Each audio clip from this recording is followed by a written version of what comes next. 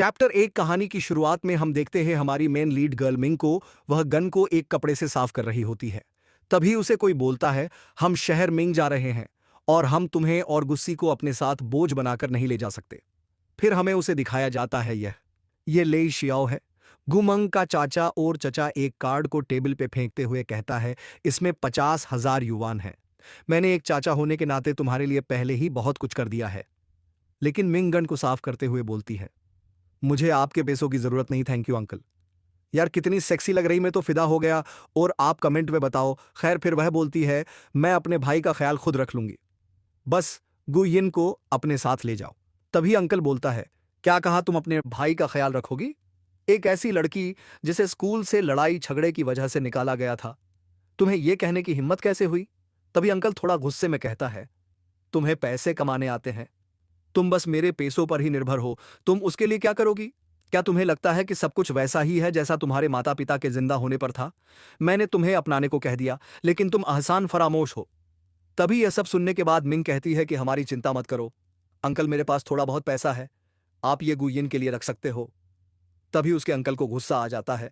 वह सिया की तरफ आगे बढ़ते करते हुए बोलता है, मिंग तुम। इससे पहले वह कुछ बोलता, हिमांशी आकर उसे शांत करते हुए बोलती है, अंकल आप गुस्सा मत होइए, यह बस उसका स्वभाव है। हिमांशी कहती है, मिंग मुझे पता है कि तुम्हें इस बात का गुस्सा है कि हमारे माता पिता ने अपनी पूरी संपत्ति मुझे दे दी, लेकिन यह उनकी वसीयत में लिखा था और मैं इसे बदल नहीं सकती। और अगर तुम और गुस्सी यहां रहना चाहते हो तो मुझे इससे कोई आपत्ति नहीं है।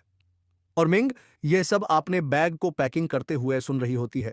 फिर वह अपने हेलमेट को उठाते हुए बोलती है, नहीं, इसकी कोई जरूरत नहीं। फिर वहां से जाते हुए बोलती है, माफ करना, मुझे गुस्सी को स्कूल लेने जाना है। फिर वह घर के बाहर आके अपनी बाइक पर बैठ के वहां से निकल जाती है। भाई क्या बाइक है यार, काश मेरे पास भी होती। फिर हमें फिर से घर के अंदर का सीन दिखाया जाता है जहां उसके अंकल बोलते हैं, उसे छोड़ो। इस बार हमें आखिरकार शहर मिंग जाने और आगे बढ़ने का मौका मिला है। अब से तुम हाई क्लास लोगों के बीच रहोगी और तुम्हें इन नीच लोगों से निपटने की जरूरत नहीं। तभी हिमांशी बोलती है, वेल आप जैसा कहेंगे मैं वैसा ही करूंगी अंकल। हिमांशी अपने मन में बोल रही होती है, बस तुम देखती जाओ मिंग, मैं ऊंचाइयों तक पहुंचूंगी और एक अमीर और फेमस इंसान बनूंगी, और तुम इस छोटी सी जगह में गरीबी में मर जाओगी। फिर हमें मिंग को दिखाया जाता है, वह अपनी बाइक को साइड में रोकती है और अपना हेलमेट निकल के अपनी घड़ी में टाइम चेक कर रही होती है। तभी उसका ध्यान पीछे की ओर जाता, पीछे बहुत हलचल हो रही होती है। तभी वह पे एक ब्लैक कार आके रुकती है, लेकिन मिंग वहां पे कुछ खास ध्यान नहीं देती। फिर कोई कहता, हे लगता है मैं कुछ जल्दी ही पहुंच गया। फिर हमें उसकी विंडो में उसकी परछाई को दिखाया जाता है और वह अपनी कार की विंडो को नीचे करता है। फिर हमें उसकी शकल दिखाई जाती है। उसका ड्राइवर उसे बोलता है, मिस्टर लू, यही वह जगह है। फिर हमें इस बंदे के बारे में बताया जाता है, नाम लू चेंग जो, लू परिवार के तीसरे युवा मास्टर, और यह हमारी कहानी का एमसी है नहीं। लू सुटा मरते हुए कार की विंडो से बाहर देखते हुए बोलता है, कहीं ऐसा तो नहीं कि मैं जिस डिवाइन डॉक्टर को मैं ढूंढ रहा था वो यही है? फिर उसका ड्राइवर बोलता है, लेकिन मिस्टर लू, यही वह जगह है जहां आखिरी बार सिग्नल मिला था। फिर लू ड्राइवर से पूछता है, कितनी देर पहले सिग्नल मिला था? तब उसका ड्राइवर है, लगभग 1 मिनट से भी कम। लू उसकी सीट पर अपना हाथ रखते हुए बोलता है, क्या कहा, 1 मिनट से भी कम, और तुम मुझे यहां ले आए? वो कब का भाग चुका होगा। ड्राइवर डर जाता है। लू अपनी सिगरेट हो बुझाते हुए कहता है, ठीक है, वापस चलते हैं और अपने आदमियों से कहो कि उसे खोजना जारी रखें। Okay okay. मिस्टर लू, माफ कीजिए, मुझे एक कॉल पिक करनी है, क्या मैं कर लूं?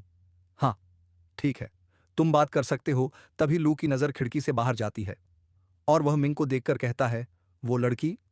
लेकिन तो मिंग अपने फोन में देख रही होती है। तभी उसकी तरफ एक बच्चा भागते हुए आता है और मिंग कहती है, तुम भाग क्यों रहे हो? और यही मिंग का भाई गू होता है। गू कहता, क्या तुम विला से आई हो? क्या हिमांशी चली गई?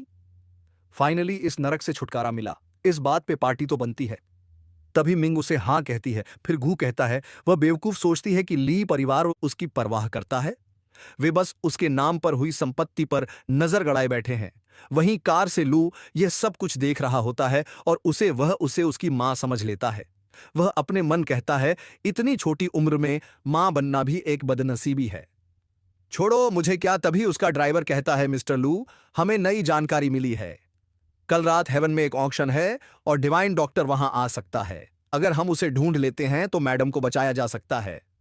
फिर लू बोलता है, तो हम इंतजार क्यों कर रहे हैं, चलो सिटी मिंग चलते हैं।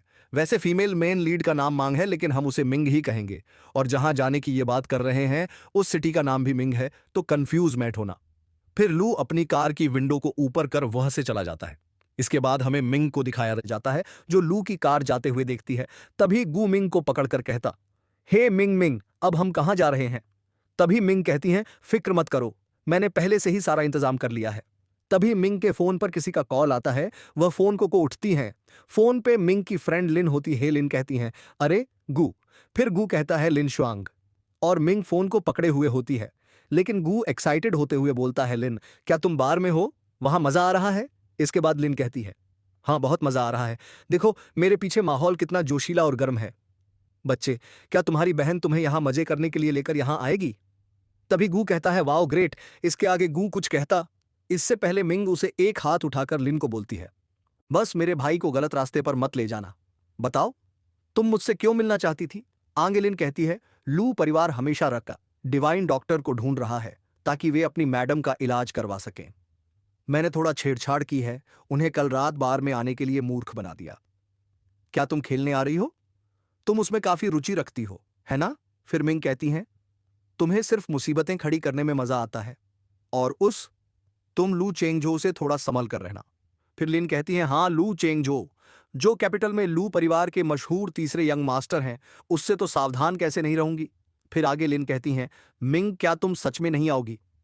कल रात बार में एक ऑक्शन है जिसमें एक जेड पीस फिनाले आइटम होगा। कहा जा रहा है कि उसमें दिमाग को शांत और केंद्रित करने की क्षमता है। उस पीस की काफी चर्चा हो रही है। तुमने हाल के वर्षों में तंत्रिका तंत्र से संबंधित उपचारों का अध्ययन किया है ना। तभी मिंग कहती हैं, मुझे एड्रेस भेजो। और तभी साइड में खड़ा गू कहता है, मिंग अब हम कहां जा रहे हैं।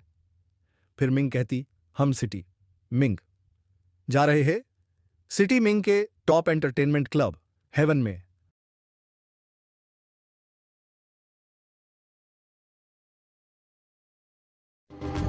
サスケ、お前は俺にとっての新たな光だ。お待て。